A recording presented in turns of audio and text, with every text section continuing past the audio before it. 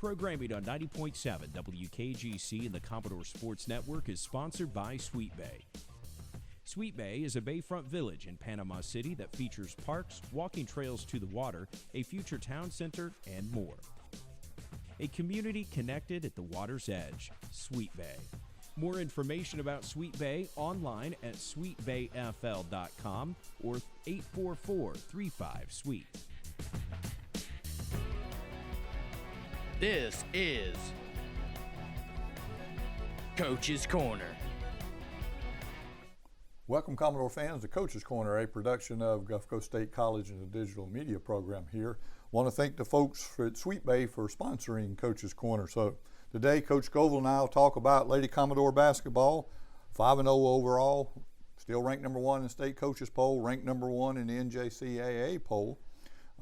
So not a bad start, Coach. Yeah, it's definitely a nice way to be, but it's also got a target on your back too, so we have to kind of embrace the challenge, I guess is the best way to put it. So when we played some games, it's been a little bit because last week we did a volleyball special, so we're just now catching up. So we're back up in time, Commodore fans, and talk about some games that the Lady Commodores played and a big weekend coming up this weekend. So played Vin Sims. Vin Sims, a traditional good program, comes down and plays every year. Lady Commodores defeated them 90-67. If we look at the scoring by the quarters, it was 35-13 at the end of the first quarter. Just a tremendous first quarter for the Lady Commodores. Yeah, that was probably the one game out of the 5 that we just came out on fire, and everything was clicking. Defense, offense, a lot of energy, a lot of aggression, and we just played hard and played well, and that's probably the first time all season. So that game, it was a great game because Vincennes is very, very talented. The score doesn't really indicate that it was a tough challenge, but they're very good, and we just played a fantastic game. And so, and then won the second quarter 17-11, third 22-21, and then fourth quarter they won 22-16. But at that point, you're trying not to get anybody hurt and get through the rest of that game and not run the score up like some coaches may. Well, you always want all those kids come out there and they practice hard, and when you get a chance for them to get some significant minutes, they need to, because you never know what's going to happen. Lots of crazy things can happen. Somebody's got to be ready next woman up, and so we had an opportunity to put some subs in and get some playing time. So it was a great team victory. And so Smith with 36 points that night. Yeah, she has, she started, I think, week 1, she was leading the country in scoring, and then in week 2, she wasn't even leading the region in scoring because a young lady from Miami-Dade was leading. But she's just been kind of the offensive output for us. I think she's been our leading scorer every game, and so that's a little bit different than years past. But she's just a tremendous offensive threat. She's got the triple threat. She can get to the rack, she can pull up, and she can shoot the long ball. So Alana's just very, very talented offensively. And so Jones with a double-double, 15 points, 10 rebounds. She's come on strong on the rebounding phase. If we can get the offensive side to that, she's going to start getting some double-doubles. We kind of expected that from her. And she had 17 rebounds one night and 19 another when we talk about those games moving forward. But for a freshman to get that many rebounds, it looks like she may be on track, to maybe break some records in the stat of rebounding. And so does a great job. Bondu with 14 points. Yeah, Naomi has been real nice shooter from the perimeter for us. She kind of struggled early on, but now when we get this inside-out look, she's playing with some confidence. She's improved her mid-range game a lot, and defensively she's long and getting in the passing lane. So her game is much improved from last year, and she's a tremendous prospect, signed with Miami and in the early signing. So we're thinking that Naomi is really going to be a big piece to this moving forward. And so 66.7% from the free throw line, 38.5% from the three-point line, 50.8% from the floor that night. Yeah, that's about where you want to be. We look at 50% from field goal percentage is good, and anywhere near 40% from threes is good, and probably 70. You would probably wish about 75% from the free throw line, but so in the stat category, it looks pretty good. So and then we actually won, so we advanced on to play Florida Southwestern again. The week before that, you played them at their place and won in overtime, and then had to play Florida Southwestern for the championship game this forgot what you called your tournament. It was the Panama City Beach. Panama City Beach Convention. Tournament. So won that, made actual tournament play out of this instead of, Right. We wanted to have a winner in advance because that's what you have to do in tournament play. So we wanted to, you couldn't do it in the past. You had to have classic because you didn't want to keep playing Panhandle teams. Well, this was just a tournament where we were the only Panhandle team, and so it was, just great experience to say, hey, you're winning in advance. So to be able to be in the championship game against a team that we struggled so badly, had to go into overtime to beat them at their place, and we kind of had more of the same that night. Getting 20 behind in the third quarter was worse than it was at their place, and got behind 20 and came back and won it at the buzzer. So 64-62 won that game. Potentially you could see Florida Southwestern in that state tournament and our national tournament if both teams make appearances. Yeah, they're very talented. I see them doing well in their conference. They're strong in their conference. They've played a really tough preseason schedule. They went out to Texas this past weekend. But anyway, back to our game, they're very talented. They're hard to stop. They're hard to match up with.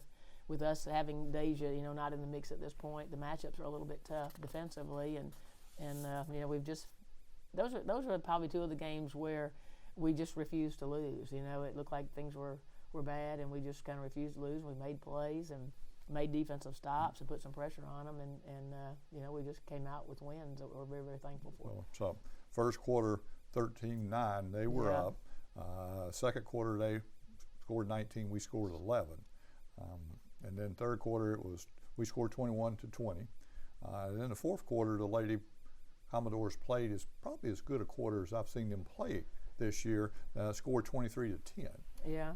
So I think that quarter they were playing Commodore basketball. Yeah, that's probably a good thing to say because we've been a little bit inconsistent in that. We'll get a good quarter or two.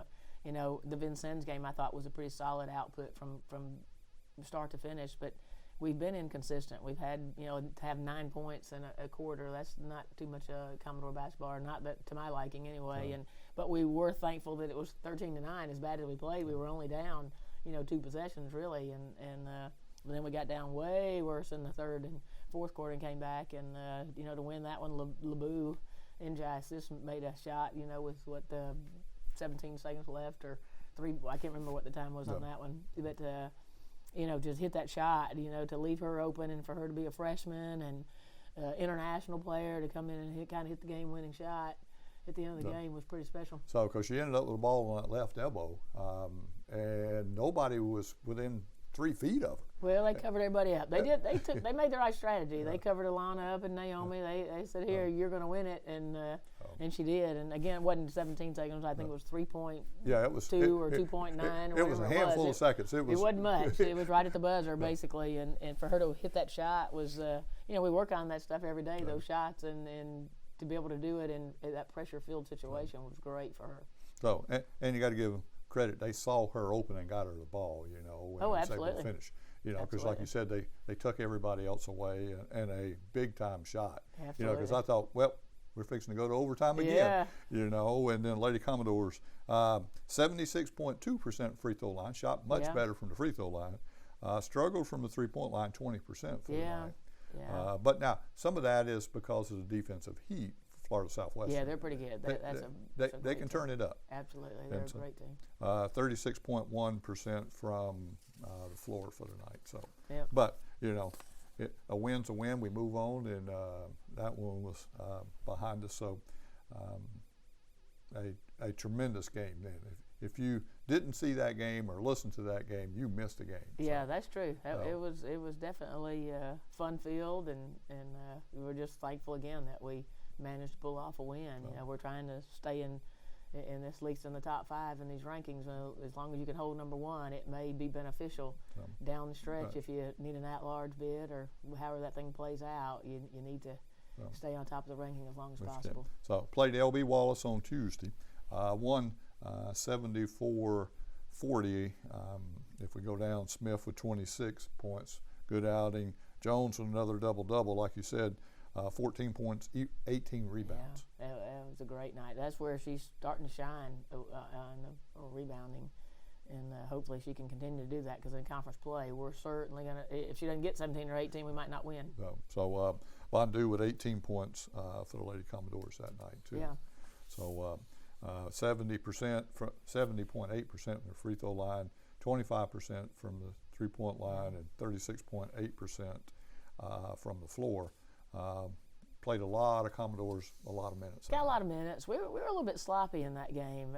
We were flat, came out flat, didn't play well early, but we were just fortunate that everybody did get some significant minutes, and that was probably our best team victory as far as number of minutes and everybody getting to play and be a part of it. So now this weekend you make a trip up to Rome, Georgia. Yeah.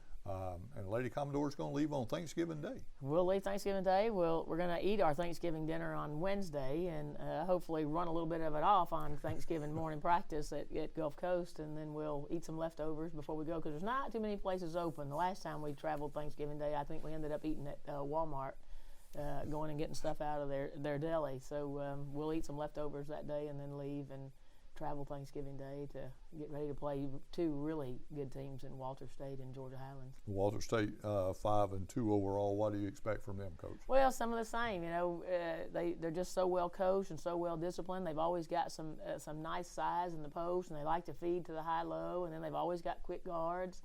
They mix it up on you on defense. They'll press a little bit. They'll play some zone. They'll play some man. So,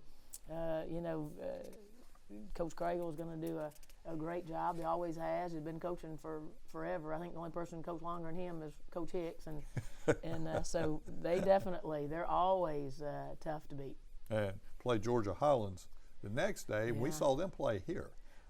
Yeah, we actually played them in a jamboree, and that was probably the closest anybody's been to us in jamboree play, and they really kind of took it to us. They out-hustled us, outplayed us, outsmarted us, and so to go to their house and try to pull off a victory. They have some nice post players. Again, some of our matchups are a little bit tough because they've got great athleticism and they've got a great point guard that has tremendous court vision. So to go to their house and play, I think both of those games are going to be awfully tough. And with our layoff, we'll see how long it takes us to kind of get back into the swing of things and get that rhythm back. Yep, playing on the road, had a break. Sometimes breaks are good. Sometimes are bad. They're right. bad. Sometimes you're a little rusty when you come out, Yep. and then sometimes you come out on fire. Yeah. Because you hadn't played for a while and you're just ready to play. Yeah. So if we look at the Panhandle Conference standings, Northwest Florida State College 7-0, Gulf Coast 5-0, Pensacola State 9-1, Chipola 7-1, and Tallahassee 6-2. So 3 teams in the Panhandle Conference has dropped 1 or more games. Yeah, that's a little rare. There were times in the past where all the Panhandle teams would be undefeated going into Panhandle play, and then we'd start beating up on each other. So for a few of them to have one or in Tallahassee with 2 losses, that's a little bit rare. I think that goes to show that the gap is closing. Where the Panhandle we always thought we dominated, I think the gap's getting a little bit closed from the south and the mid, and so Region 8 play. I think the region tournament, whoever gets there, hopefully we're one of the 2, but whoever gets there, I think this is going to be a year that might be a little different. So, and we'll have to play. Will be played at Northwest Florida State College, though, that tournament. Yes, it will. Yes, it will. And so, got to go there twice this year and play regular season. Yep. I believe against a very good Northwest team. They're really, really talented. We open in conference play at Northwest Florida. Yeah, we do. So, Coach, keep up the good work. We hope Lady Commodores pick up 2 more wins this weekend. Well, we hope so too. For Coach Scovel, I'm James Baxley. I'll be back in a few minutes, Commodore fans, with Coach Phillip Gaffney and talk about how the Commodores are doing on the Commodore Sports Network. Programming on 90.7 WKGC and the Commodore Sports Network is sponsored by Sweet Bay. Sweet Bay is a bayfront village in Panama City that features parks, walking trails to the water, a future town center, and more. A community connected at the water's edge, Sweet Bay. More information about Sweet Bay online at sweetbayfl.com or 844-35-SWEET. Welcome back, Commodore fans. Coach Gaffney and I are going to talk about how the Commodores did this past week. A tremendous outing for the Commodores. Commodores right now 6-0 overall, ranked 5th in the state coaches poll. Receiving votes in the national poll last week. The poll hadn't come out this week yet. 5 points away from breaking into the top 25, the only unbeaten team in Region 8. And that's saying a lot, Coach. Congratulations to a great start with the Commodores this year. Yeah, thank you. I mean, out of 20 teams in the state, the last one to go down, we wouldn't have thought it was us. But so far, 6-0, and have played a pretty challenging schedule, beat a lot of nationally ranked teams in the polls. So we're feeling pretty good right now, James. So if we look, played Indian Hills, we'll jump right to that game because I wish I'd have been there, but we were out of town on travel. If not, Herman and I both would have been there. Won 61-60 against the third-ranked team in the country. So a tremendous game, 1-1, right at the end. Led the whole game, I understand, but we did. No, we were up as by many, I believe, as 11 in that game. Obviously, Indian Hills was loaded. They have a Kansas signee. They have, Oklahoma State transfers, Illinois transfers. They're just a big-time program. They're historically just a great program and very much deserving of their coming in undefeated, ranked number 3. But, our guys didn't buy into the hype. They just came in and said, they kind of bought into what we wanted to do, and we really got into their guards and really pressured them. And, we held a high-scoring team to 60 points. Now, unfortunately, we only scored 61. They did a great job defensively. And to be honest with you, we didn't play as well as we would have liked to. If you had told me we were going to shoot 4 of 14 from the free throw line, which is just horrific, and if you told me Cam Holden, who came into the game, I think scoring 21 a game, was going to get 4, I would have told you we were going to get beat pretty bad. But it was just the opposite. We held on. They had a shot at the end of the game, but we were able to defend it and get the rebound and get it. So great victory over the third-ranked team in the country. So at the end of the half, it was 32-25. Now Indian Hills outscored the Commodores 35-29 in the second half. And like you said, if we go down and look, they had 19 turnovers. You had 18. So that was pretty well evenly matched. You had 9 players in the scorers column. No tremendous nights. Owens with 14 points. So he was playing pretty good ball. He was the key. He hit the big shots. He defended both games over the weekend. He was tremendous. Jacoby hadn't played outstanding up until now. He played decent, but he really stepped up his game, and that was huge for us. Just the defense, the offense, attacking the basket, getting people layups, getting people shots. Really, really happy how Jacoby Owens played. So he had that. Gordon come off the bench, scored 10 points for you. Only 2 Commodores in double figures that night. Yeah, and that's great that Maurice really had a great game. I think he had 5 dunks. So all of his shots were dunks, and most of them were from Jacoby Owens' penetration. So they worked extremely well together. And we had a nice game plan on how we wanted to attack their defense, which was a man, but Maurice's man they just kind of put in the paint. So we had Maurice's man do a couple back cuts on his man and get some easy layups. So if we look at that, their leading scorer had 12 points. So you could tell it was a defensive battle probably from tip to finish. It was, and you just can't overemphasize what that does for our program to beat the number 3 team in the nation like this on a neutral floor. Even though it was in Florida, it was huge. And for our guys to go out and say, hey, you can beat the number 3 team in the country without even playing your A game, really, really does wonders for our program nationally, and it really does wonders for our team inside of our team. And so if we look at percentage from the floor, like you talked about, 4 of 14, 28.6% from the free throw line. Some of that, Coach, because that's an arena-style gym. Definitely the depth perception had an effect. We told them to get on there. We got there bright and early, and let's get a lot of shots up there. But Northwest does have the arena. The depth perception is an issue, and if you don't play on it every day or regularly, and that's one of the reasons we're glad we got to play on there, because you're going to play Northwest 3 times this year.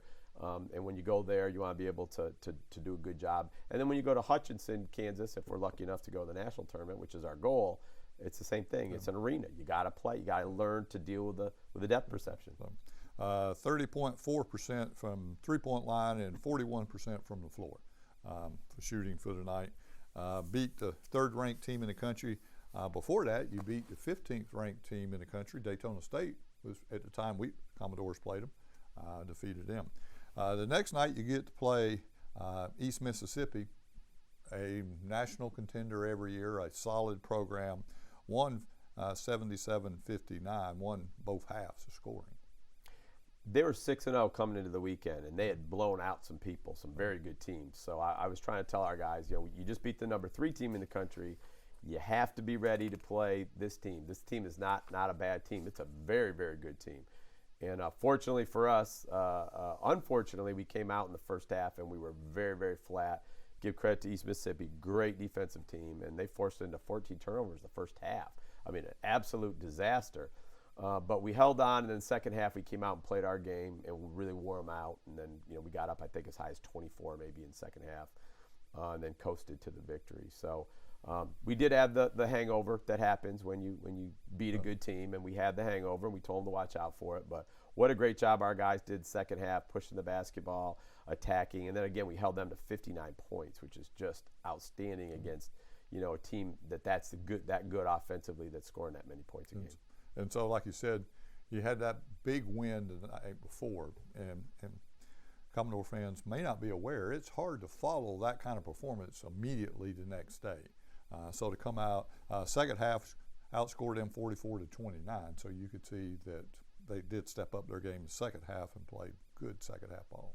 No, absolutely, absolutely. That's the hard thing to do, to beat 2 good teams back-to-back, extremely difficult. And I think we talked about it. We said we would know after this weekend where we stand.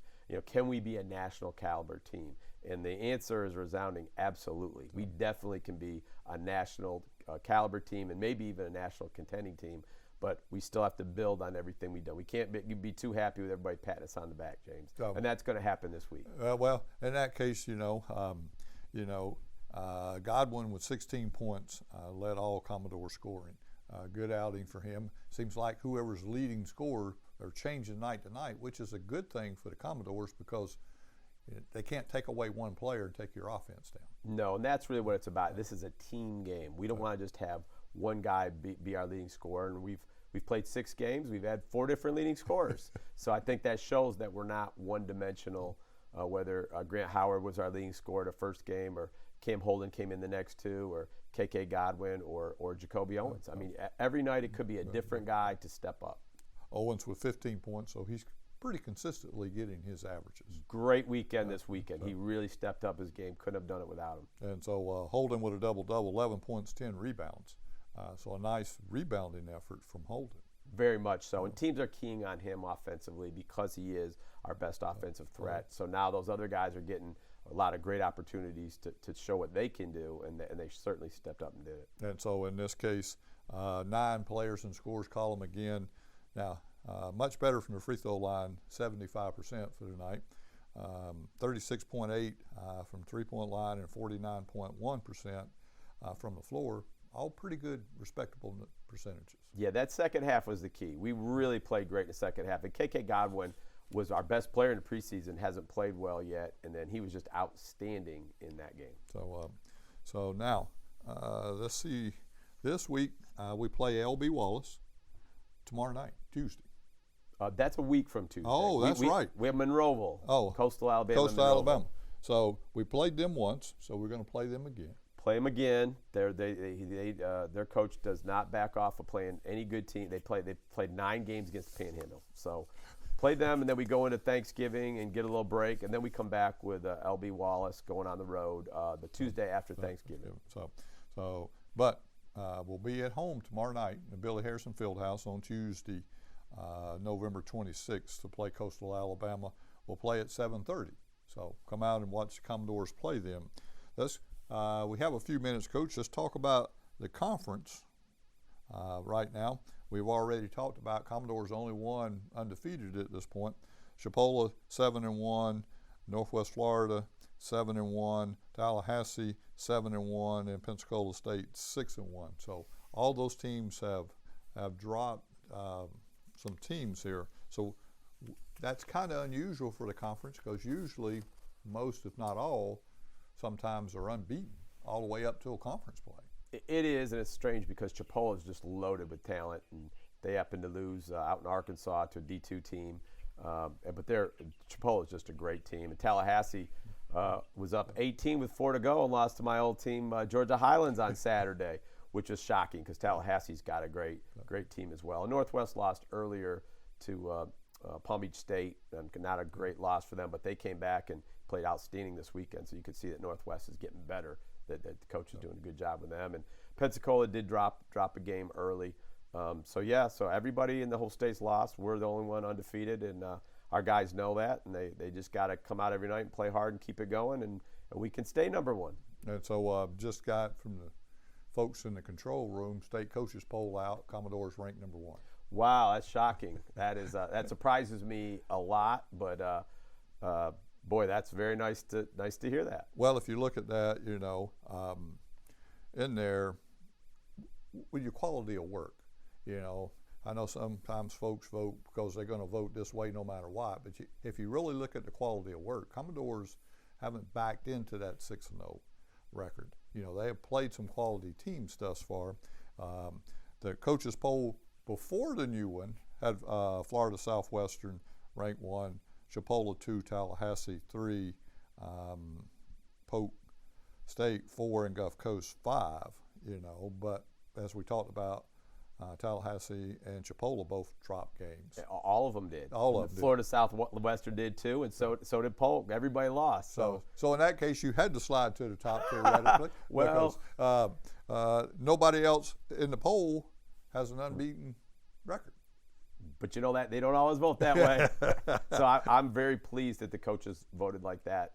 That's very kind on their part to vote us 1, and hopefully that'll be reflected maybe in the national poll later this afternoon. Well, that poll will have to come into play somewhat when they do that. Commodore's 5 points away from getting into the top 25. Now you got the state coaches poll that will have some weight and influence on where that goes in there, because if we looked at the poll the way it stood beforehand, Florida Southwestern ranked number 2 in the country. As you talked about, took a loss. Chipola was ranked number 5, took a loss. Tallahassee was ranked 7th, took a loss. Northwest Florida State College, on the other hand, is ranked 18th. So you anticipate they'll move up with the win over Indian Hills also. And Gulf Coast, you were 5 points away from being in that top 25. So, it'll be hard to say, oh, they got it up on the screen. So if you're watching, you can see the new poll. Gulf Coast 1, Florida Southwestern 2, Chipola is 3, Tallahassee is 4, Northwest Florida is 5, Miami-Dade is 6, Polk State is 7, Pensacola State 8th, Central Florida is 9th, and Daytona State is 10th. All 5 panel conference teams ranked in the top 10 in the coaches poll. Absolutely. Exactly what you expect. So with that being said, that just describes how hard panel conference play is, and what has to happen here. All these games lead into those 12 games we play in the panel conference, trying to get into that state tournament. And that's going to be the key, because if you're not in the top 2, it really doesn't matter what you do. So we got to get in that top 2. So congratulations, Coach. For Coach Phil Gaffney, I'm James Baxley. Thanks for watching, Commodore fans, and we'll see you next time on the Commodore Sports Network. This has been Coach's Corner with your host, James Baxley.